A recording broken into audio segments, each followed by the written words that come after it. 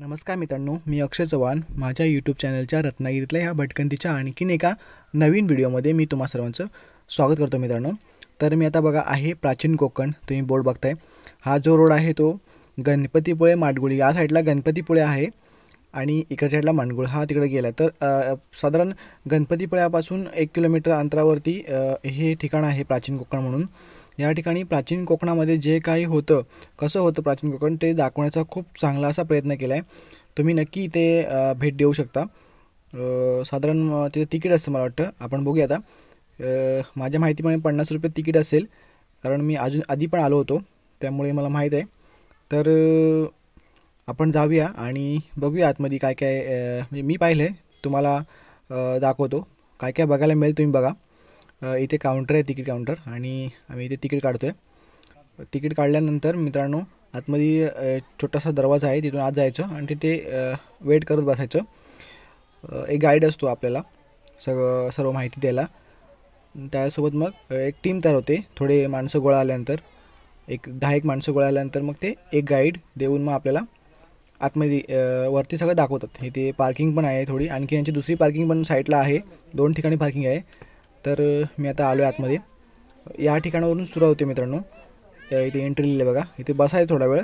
मग काही लोक जमले की एक गाईड मिळतो आणि त्या गाईडसोबत आपण आत जायचं आणि मग जे काय आहे प्राचीन कोकण ते बघता येतं मित्रांनो. तर आता बघूया आपण आपल्याला काय काय दाखवतात. त्याआधी मित्रांनो, तुम्हाला जर का या ठिकाणी फोटोज आणि व्हिडिओ काढायचे असतील तर त्याचे वेगळा चार्ज असतो. त्याचा एक ID मिळतो. तो तुम्हाला दाखवतो, माझ्याकडे आहे. त्याच्या आधी इथे आपले छत्रपती शिवाजी महाराजांचं एक देखणं स्मारक इथे छोटं आहे, खूप छान आहे. तर आता आम्ही चाललो आहे मित्रांनो. त्याआधी तुम्हाला मी माझ्याकडचा जो ID आहे म्हणजे फोटोचा तुम्हाला दाखवतो बघा. अशा पद्धतीचा ID असतो आणि तो घालून आपण पूर्ण प्राचीन कोकणच्या बागेमध्ये फिरायचं असतं आणि तरच तुम्हाला इथे फोटो आणि व्हिडिओज काढायला मिळेल मित्रांनो. चला तर मग मित्रांनो जाऊया आणि प्राचीन कोकण पाहूया. धार्मिक ग्रंथांचा अभ्यास करून आम्ही येथे एक नक्षत्र बाग तयार केली आहे. प्रत्येकाच्या जन्म नक्षत्रानुसार एक वृक्ष आराध्य वृक्ष म्हणून मानला जातो.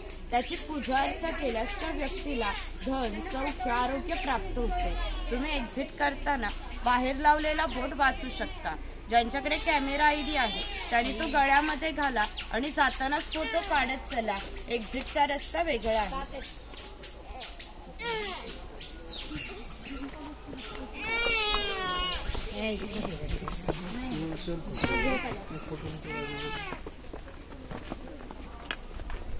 हा पिंपळ पार आहे. आपण कोकणी माणसे वड, पिंपळ यांना पवित्र मानतो. तसेच त्यांना दीर्घायुष्याची प्रतीके मानलेली आहेत. याला पिंपळ पार असे म्हणतात, कारण हा जो दगडी कठ्ठा बांधलेला आहे त्याला कोकणी भाषेत पार असे म्हणतात. हा पार सुमारे 400 वर्षापूर्वी बांधण्यात आला. हा जेव्हा बांधण्यात आला तेव्हा येथे एक पिंपळाचं रोप लावण्यात आले. म्हणजे हा पिंपळ सुद्धा 400 वर्षापूर्वीचा जुनाच आहे.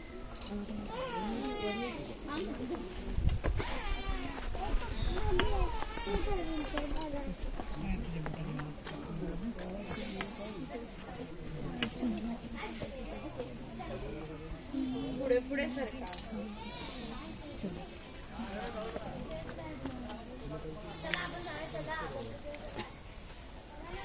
हा शिलालेख आहे. या शिलालेखावर लिहिलेली कविता कवी माधव यांनी 100 वर्षापूर्वी लिहिली. चिपळूण येथे झालेल्या पहिल्या कोकण मराठी साहित्य संमेलनामध्ये या कवितेला कोकणची प्रातिनिधिक कविता म्हणून स्वीकारण्यात आले. या कवितेत कवीने कोकणच्या निसर्ग सौंदर्याचे सुंदर असे वर्णन केले आहे. हिरवे तळ कोकण, सह्याद्रीच्या तळी शोभते हिरवे तळ कोकण, राष्ट्रदेवीचे निसर्ग निर्मित केवळ नंदनवन. या कवितेत नंदनवन हा शब्द आला आहे. नंदनवन या शब्दाचा अर्थ स्वर्गातील इंद्राची बाग. ती जितकी सुंदर आहे तितकेच आपले कोकणही सुंदर आहे. ही गुहा काळाचे प्रतीक आहे. गुहेच्या अलीकडे आहे वर्तमान काळ, गुहेच्या पलीकडे आहे 500 वर्षापूर्वीचा भूतकाळ. इथून आपण पाहणार आहोत 500 वर्षापूर्वी कोकणी माणसे कशी राहत होती, त्यांची समाज रचना, ग्रामरचना, खाद्य संस्कृती, परंपरा कशा होत्या. गुहेतून येताना वाकून या. दाखवलं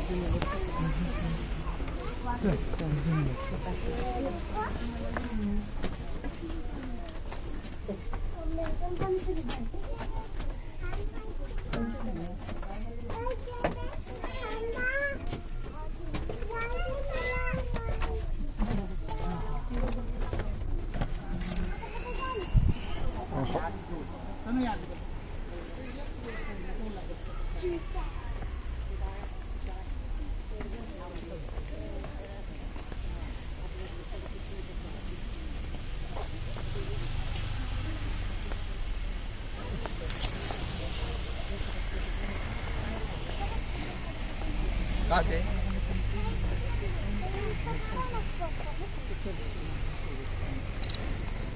आहेत भगवान परशुराम. आपल्या पुराणात उल्लेख आला आहे की हजारो वर्षापूर्वी भगवान परशुराम होऊन गेले. त्यांनी संपूर्ण पृथ्वी जिंकून घेतली आणि जिंकून घेतलेली सर्व पृथ्वी त्यांनी दान केली. दान केलेली कोणतीही गोष्ट आपण स्वतःसाठी वापरत नाही, परंतु त्यांना राहण्यासाठी भूमी आवश्यक होती.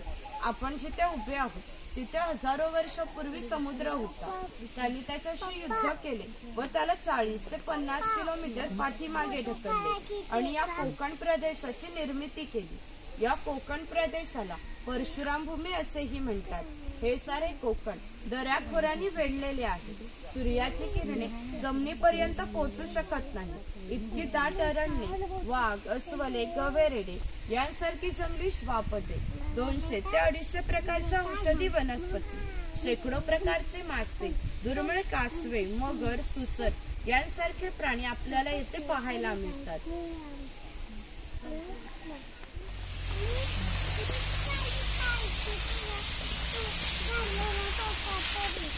हा वनवासी आहे. कोकणातील दुर्गम पर्वतामध्ये वनवासी लोक राहत असत. त्यामध्ये भिल्ल व कातकरी जातीचा समावेश होता. आम्ही येथे कातकरी समाज दाखवला.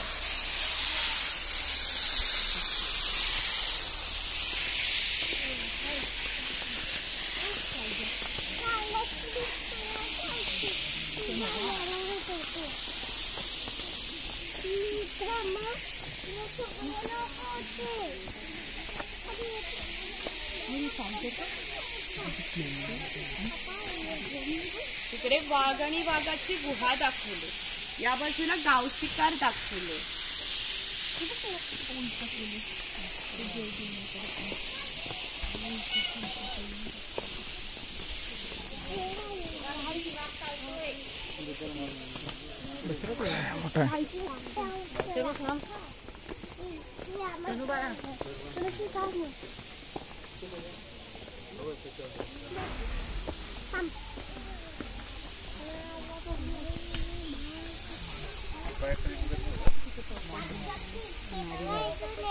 तिकडे माडीवाला दाखवलाय, ताडी माडी काढणारा.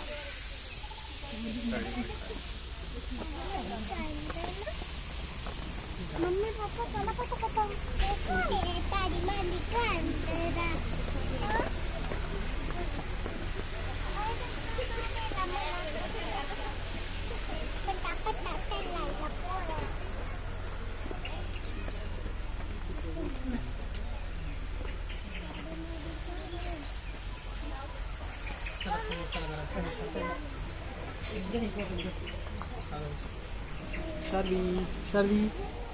हे ग्रामदेवतेचं मंदिर आहे.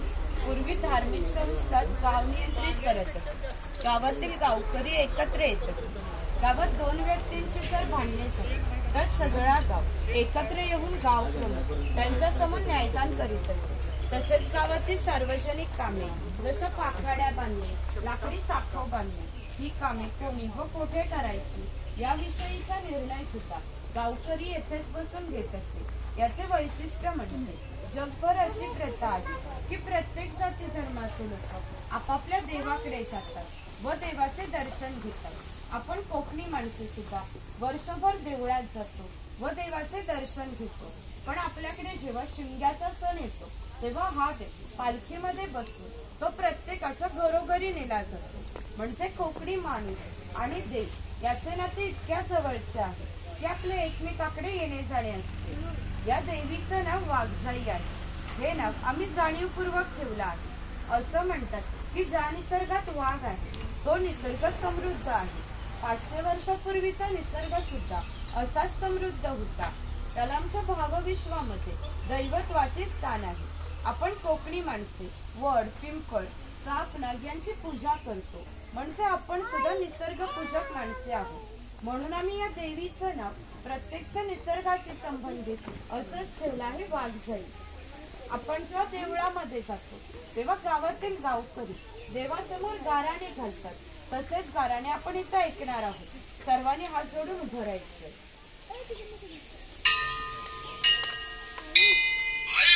महाकाली महासरस्वती प्रमुख पंचगण देव महाराजा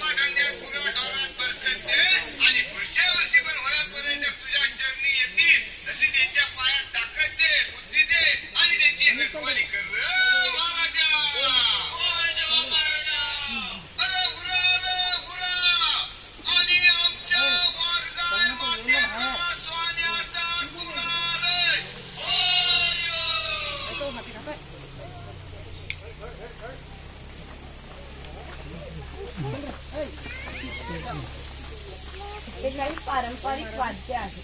लाकडी ढोल आहेत, मातीचे ताश आहेत. यांचा खालील भाग मातीचा बनवलेला आहे. हे ताश 110 वर्षापूर्वीचे जुने आहे. वाजवणारे जर कसबी असतील तर यांचा आवाज 2 ते 3 किलोमीटर पर्यंत सहज जात असते. याचा वापर संदेशवहन किंवा धार्मिक कार्यासाठी केला जातो.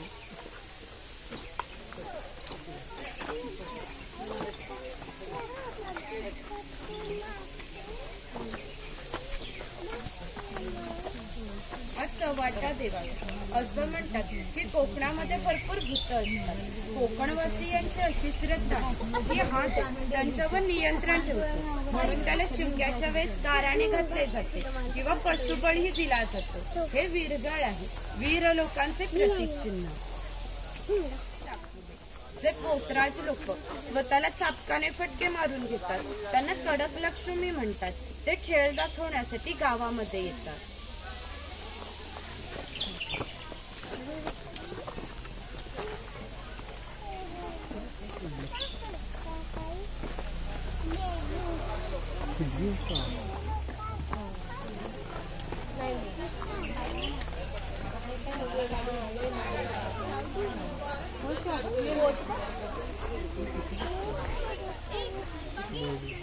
इकडे कोळी समाज दाखवतो.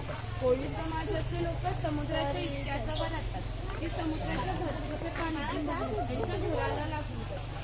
एवढी छोटी हे लोक खोलवर समुद्रामध्ये मासेमारी करत असतात. कधी कधी समुद्राच्या उसळणाऱ्या लाटा त्यांच्या होडीपेक्षाही मोठ्या असतात, परंतु ते कुशलतेने होडी बंदवतात आणि पहाटेच्या वेळी घरी परत येतात.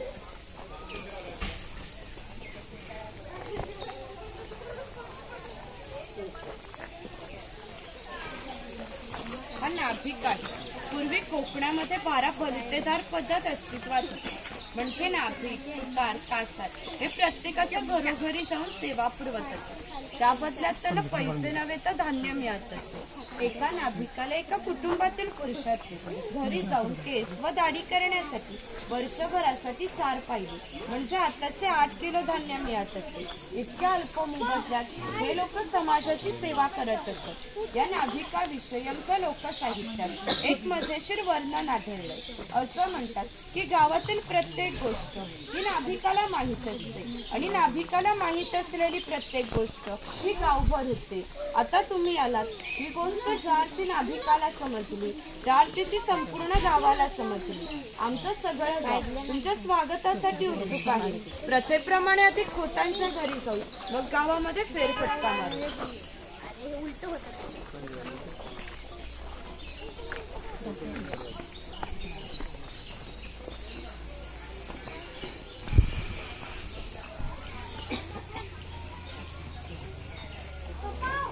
हे खोत आहे. राजाच्या गावातील थेट प्रतिनिधी म्हणजे खोत. धार्मिक व राजकीय बाबतीत पहिला माना खोतांचा असते. खोत लोक गावचे प्रमुख असत. ही खोतांची बायको आहे. पूर्वी कोकणी स्त्रिया सुंदरही होत्या आणि शूरही होत्या, परंतु त्यांना स्वातंत्र्य नव्हते.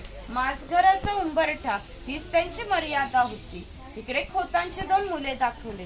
ती आपला परंपरागत खेळ सोंगट्या खेळत आहे. हा खेळ महाभारतामध्ये धर्मराज व दुर्योधन यांच्यामध्ये द्यूत नावाने खेळला गेला. हस्तिदंती फासे असतात, शंखांच्या कवड्या असतात. त्या टाकून विशिष्ट प्रकारचे दान मागितले जाते व त्या सोंगट्या मागे पुढे सरकवून हा खेळ खेळला जातो. घराची रचना पहा. खोत ज्या उंचवट्यावर बसले त्याला ओटी असे म्हणतात. गावातील मान्यवर लोक ओटीला बसत. ही समोर आहे ती पडवी. सर्वसामान्य लोक पडवीला बसत. छपराची रचना पहा. वरती छोटे छप्पर, मध्ये गॅप, त्याखाली मोठे छप्पर. कोकणामध्ये उष्णता फार असते, त्यामुळे घरातील उष्ण हवा गॅप मधून बाहेर जाते व बाहेरील थंड हवेची जागा घेते. त्यामुळे घरातील वातावरण थंड राहते. घरासमोर अंगण आहे. अंगणात तुळस आहे. इकडे आडकीत्यांचे प्रकार लावले. सुपारी फोडतो ना त्याचे.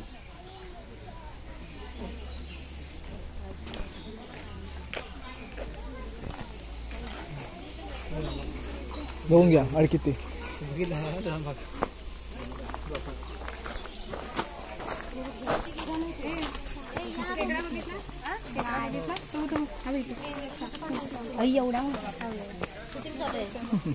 ते पाटाच्या पाण्यावर लहान मुलाला खेळताना दाखवलं.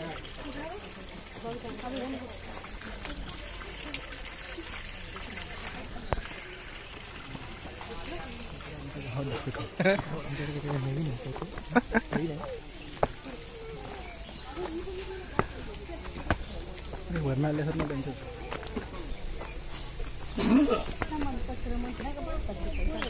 गाडा घेऊन खेळते गाडा घेऊन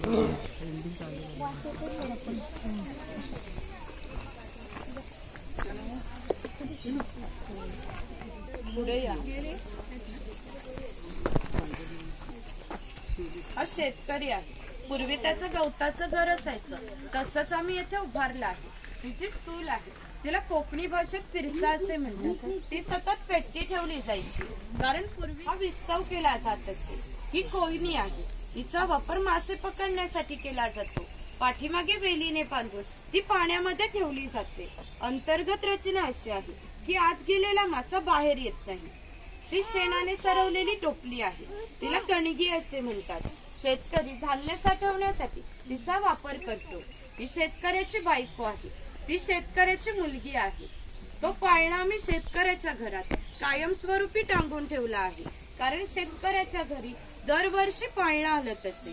म्हणजे एका शेतकऱ्याला 8 ते 10 मुलं होती. म्हणजेच पूर्वी एकत्र कुटुंब पद्धत अस्तित्वात होती. हे उचल आहे, याचा वापर कपडे सुकवण्यासाठी केला जातो.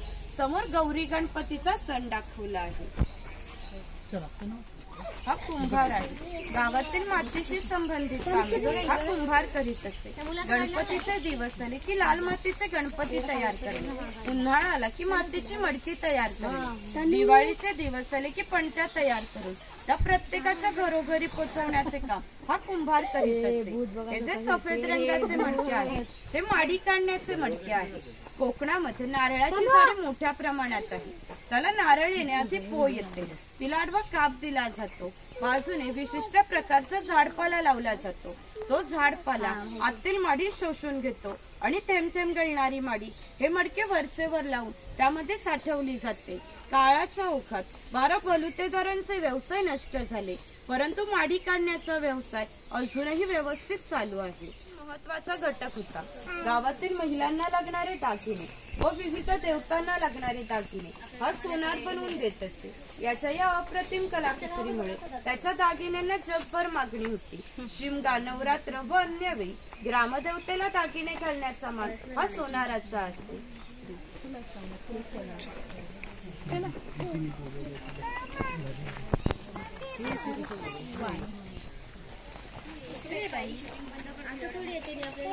हा वाणी आहे.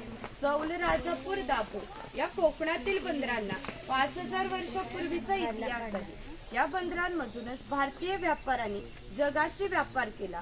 येथून निर्यात होणाऱ्या वस्तूंमध्ये हस्तकौशल्याच्या वस्तू, हस्तितंती वस्तू, शंख, शिंपले, हिरे, माणिके इत्यादी वस्तूंची निर्यात वाणी करीत असते. त्याबदल्यात सर्व जगातून भारतामध्ये सोने येत होते. भारताने जे सुवर्ण युग अनुभवले त्याची प्रवेशद्वारे ही कोकणची बंदरे होती.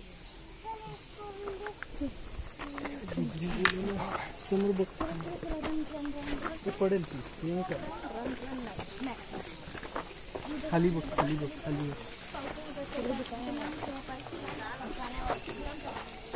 वरती मध्ये दाखवल्या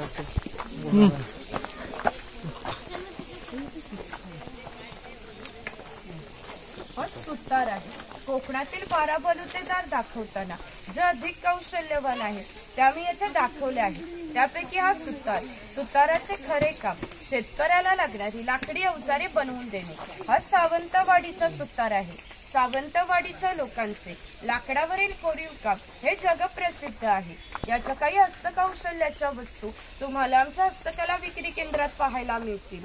इकडे दरवेशी दाखवलाय अस्वलाचा खेळ करणारा आणि इकडे गारुडी दाखवला आहे सापाचा खेळ करणारा.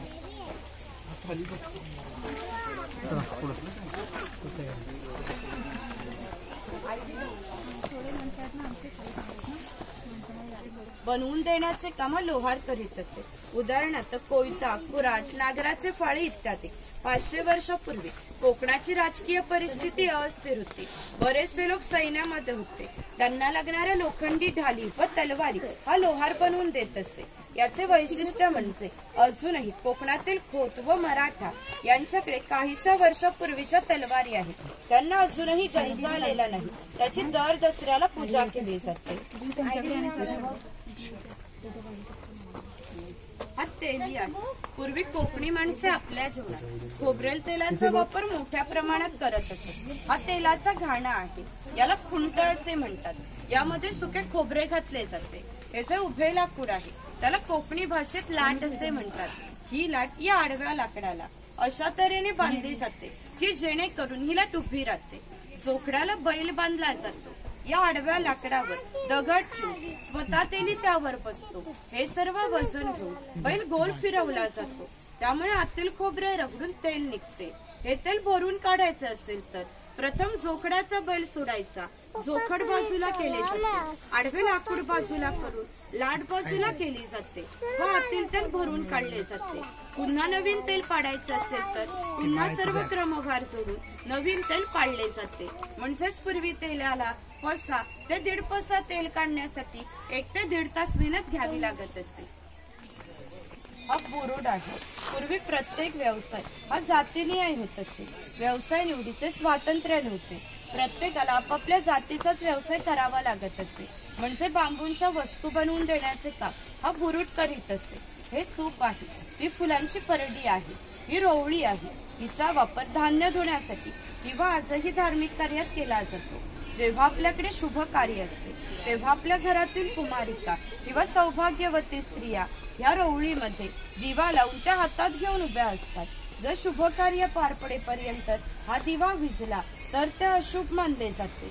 अजूनही आमच्या चाकरमान्यांचे मुंबईला जर लग्न असेल तर ही रोवळी गावावरून मुंबईला पाठवली जाते.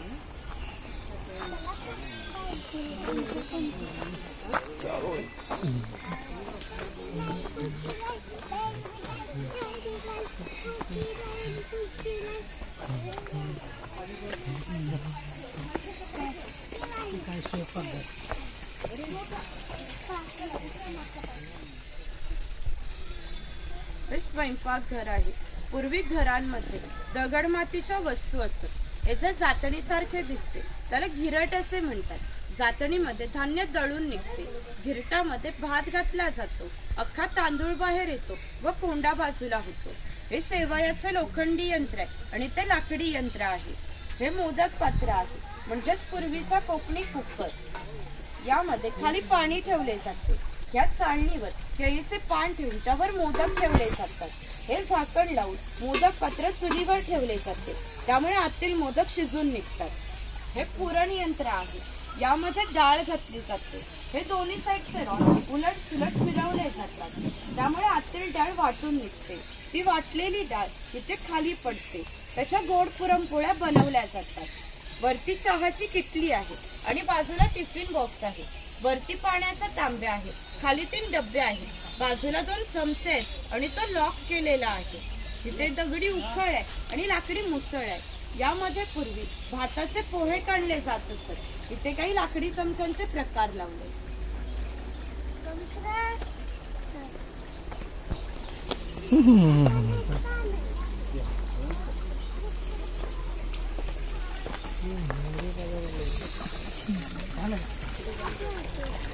इकडे मावरा बाजार दाखवलाय.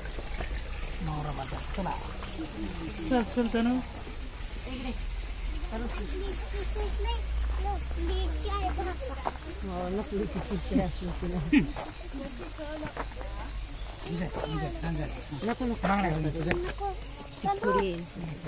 हा कासार आहे. मगाशी सांगितल्याप्रमाणे 12 बलुतेदार हे लोकांच्या घरोघरी जाऊन सेवा पुरवत असत. त्याप्रमाणे हा कासार या मुलीच्या घरी आला आहे. पूर्वी कोकणामध्ये मुलींची लग्ने वयाच्या 8व्या किंवा 10व्या वर्षी होत असत. तोपर्यंत हा कासार या मुलीला बांगड्या भरण्याचा कोणताही मोबदला घेत नसे. जेव्हा या मुलीचे लग्न होईल तेव्हा तिचे वडील या कासाराला एक छोटासा सोन्याचा दागिना देत या व्यतिरिक्त त्याला कोणताही मोबदला मिळत नसे. म्हणजेच कासार या मुलीला 8 ते 10 वर्ष मोफत बांगड्या भरत होता. म्हणजेच पूर्वीची समाज रचना ही एकमेकाच्या विश्वासावर आधारलेली होती.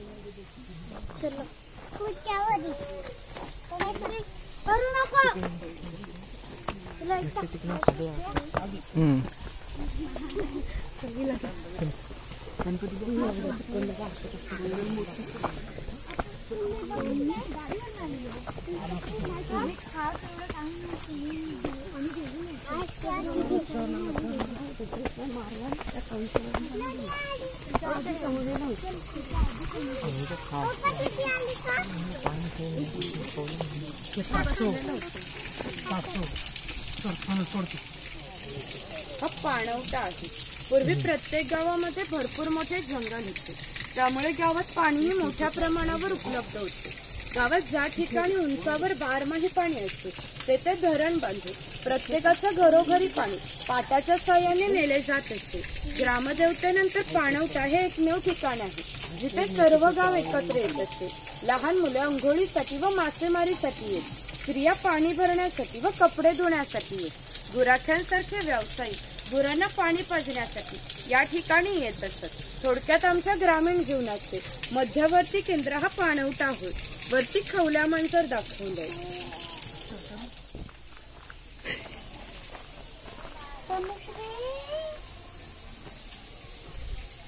हा चर्मकार आहे. चामड्याच्या वस्तू बनवून देण्याचे काम हा चर्मकार करीत असते. याच्या जोडीला आणखी एक प्रसंग सांगते की जो 500 वर्षापूर्वी घडला. इथून 80 किलोमीटर अंतरावर मार्लेश्वर नावाचे देवस्थान आहे. एका पर्वतात एक गुहा आहे. त्या गुहेमध्ये शंकराची पिंडी आहे. आणखीन एक वैशिष्ट्य म्हणजे त्या गुहेत अजूनही जिवंत साप आहे.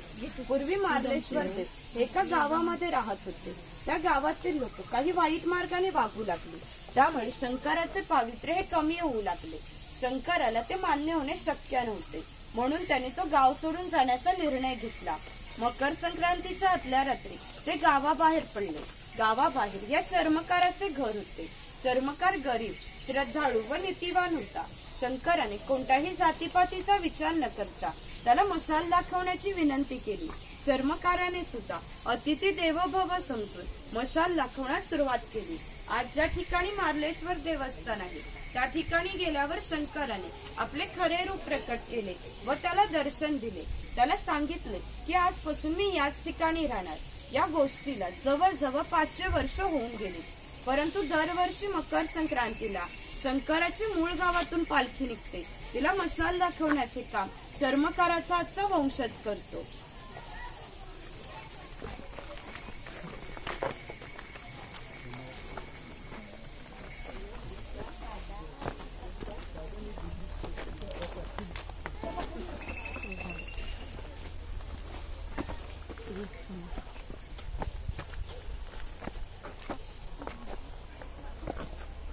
पुढे मार्लेश्वराची प्रतिकृती तयार केली. तिकडे दर्शन घेऊन इकडे वरती जायचे. पुढे गुहेमध्ये तयार केले.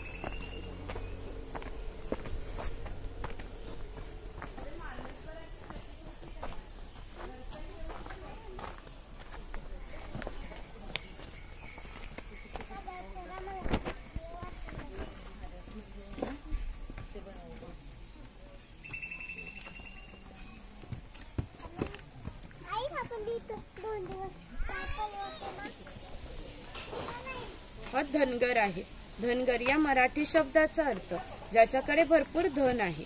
पूर्वी हा धनगर समाज इतक्या दुर्गम ठिकाणी राहत होता की तिथून त्याचा पहिला बस स्टॉप देखील 10 ते 12 किलोमीटर अंतरावर असे. हे लोक ज्यावेळी गावामध्ये येत असत त्यावेळी त्यांच्या पायामध्ये चामड्याच्या वाणा, हातात घुंगराची काठी व खांद्यावर फाटकी घुंगडी या वेशभूषेत येत असत. असे असले तरी प्रत्येक धनगर हा 100 ते 125 गायींचा, 5 ते 25 म्हशींचा मालक होता. प्रत्येक गायी म्हशीची किंमत ही 8 ते 10 हजारापर्यंत होती. या सर्वांची जर विक्री करायचे म्हटले तर त्याची किंमत काही लाखापर्यंत जाते. इतक्या धनसंपत्तीचा मालक हा धनगर होता. कोकणी लोकांचे राहणीमान साधे असल्यामुळे त्याची ही राणी अशी साधी होती. इथे बकरीची गोठी आहे. जंगली श्वापदापासून संरक्षण होण्यासाठी ती अशी उंचावर बांधली आहे.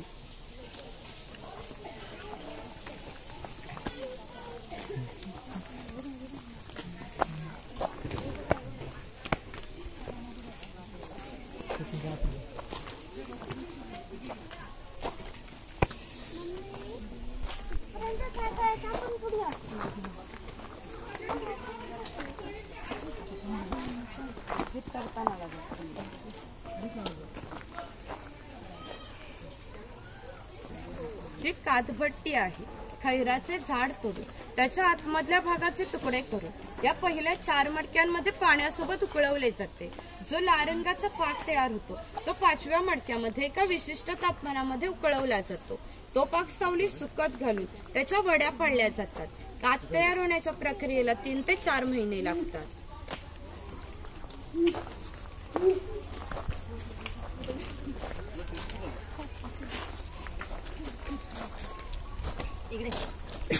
हे मचाण आहे. पूर्वी अशा प्रकारची मचाणे प्रमुख बंदरे व खिंडींच्या ठिकाणी फार मोठ्या भूप्रदेशावर लक्ष ठेवण्यासाठी उभारली जात असत. तुम्ही जर चढणार असाल तर एकावी 3 व्यक्तीवर चप्पल काढून चढू शकता. शूज असतील तर चालू शकतात. इथे मुखवटे घालून फोटो काढणार असाल तर काढू शकता. पुढे आमचा शॉप आहे. तिथे काही खरेदी करणार असाल तर करू शकता. आणि शॉप मधून पुढे जायचंय. लास्ट पॉइंट शंख प्रदर्शन आहे. तिथूनच खाली एक्झिट आहे. तिकडे गाईड वेगळे असतात. तुमचा कॅमेरा आयडी गोळा करा. इथे आम्ही ते जाऊ शकतो. आयडी गोळा करा. मला पाहिजे मला बघायचं काय झालं काय वरती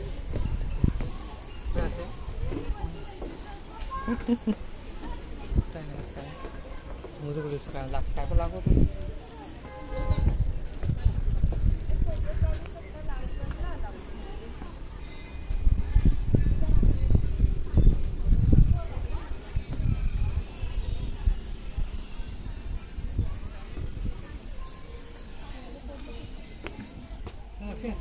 चला आलो.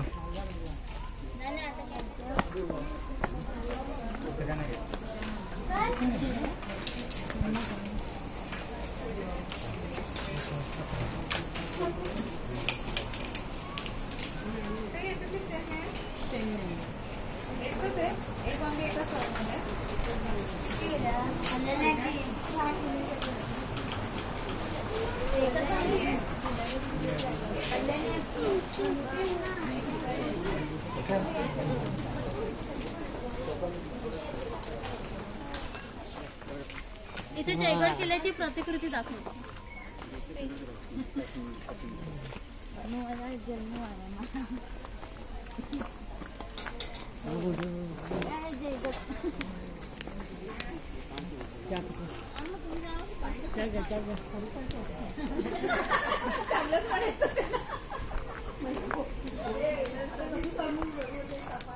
तर मित्रांनो, प्राचीन कोकणची बाग जी होती ती पूर्ण आपण फिरलोय.